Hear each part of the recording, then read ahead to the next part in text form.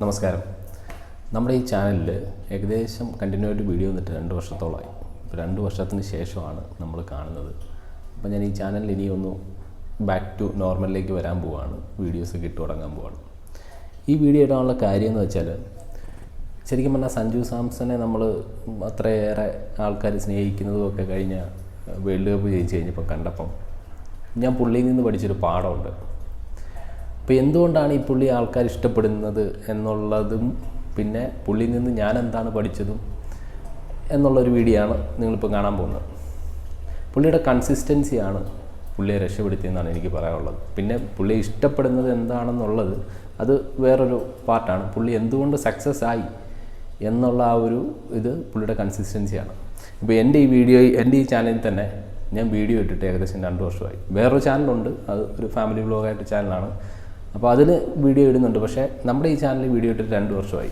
അപ്പം എൻ്റെ ഈ ചാനൽ റീച്ച് ആകാത്തതിൻ്റെ മെയിൻ കാര്യം എന്ന് വെച്ചാൽ കൺസിസ്റ്റൻസി ഇല്ലാത്തതുകൊണ്ടാണ്.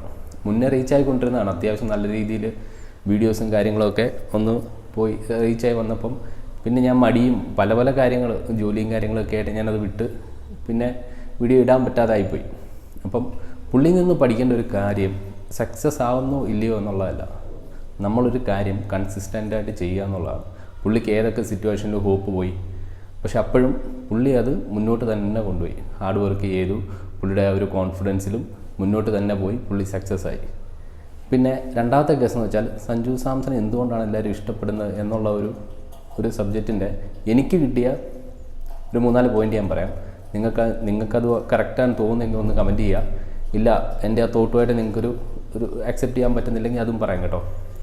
അപ്പോൾ എനിക്ക് ഫസ്റ്റായിട്ട് തോന്നിയൊരു കാര്യം എന്ന് വെച്ചാൽ, പുള്ളിയുടെ ഒരു ഹമ്പിള്, ഇപ്പോഴും ഏത് പൊസിഷനിൽ നിന്നിട്ടും പുള്ളി എല്ലാവരും ഈക്വലായിട്ട് തന്നെ ബിഹേവ് ചെയ്യുന്നത്. ഒരു മനുഷ്യനോട് റെസ്പെക്റ്റ് ഇല്ലാതെ പെരുമാറുന്ന ഞാൻ ഇതുവരെ കണ്ടിട്ടില്ല, ഒരു വീഡിയോയിലും കണ്ടിട്ടില്ല. അതൊന്നാമത്തെ കേസ്. രണ്ടാമത്തെ ഈ പറഞ്ഞ പോലെ തന്നെ കൺസിസ്റ്റൻസി, പുള്ളി വിടാതെ ഇപ്പോഴും ട്രൈ ചെയ്തുകൊണ്ടിരിക്കുന്നതാണ് നമ്മൾ മലയാളികൾക്ക് പുള്ളിയെ അക്സെപ്റ്റ് ചെയ്യാനുള്ള മെയിൻ വേറൊരു കാര്യം. മൂന്നാമത്തെ കേസ് എന്ന് വെച്ചാൽ റെസ്പെക്റ്റാണ്. ഒരാളോട് പോലും പുള്ളി റെസ്പെക്റ്റ് ഇല്ലാതെ ബിഹേവ് ചെയ്യുന്നത് നമ്മൾ ഇതുവരെ കണ്ടിട്ടില്ല.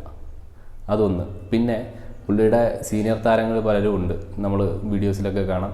പല ആൾക്കാരെ മീറ്റ് ചെയ്യുമ്പം പുള്ളി അവരെ ഡീൽ ചെയ്യുന്ന രീതി, നമ്മളൊക്കെ ആണെങ്കിൽ ചില ആൾക്കാരൊക്കെ സക്സസ് ആയി കഴിയുമ്പം വന്ന വഴി മുഴുവൻ മറക്കും. പക്ഷേ പുള്ളി അതങ്ങനെ മറക്കാതെ ആ ഗ്രാറ്റിറ്റ്യൂഡില്ലേ, പണ്ട് തൊട്ടേ പുള്ളിയെ ഹെൽപ്പ് ചെയ്ത ആൾക്കാരും ആ ഒരു സിറ്റുവേഷനിൽ പുള്ളിക്ക് സപ്പോർട്ട് ചെയ്ത ആൾക്കാരെയൊക്കെ ഇപ്പോഴും പുള്ളി കാണുമ്പം പുള്ളി കൊടുക്കുന്ന റെസ്പെക്റ്റ്, അത് നമ്മൾ പഠിക്കേണ്ട ഒരു കാര്യം തന്നെയാണ്.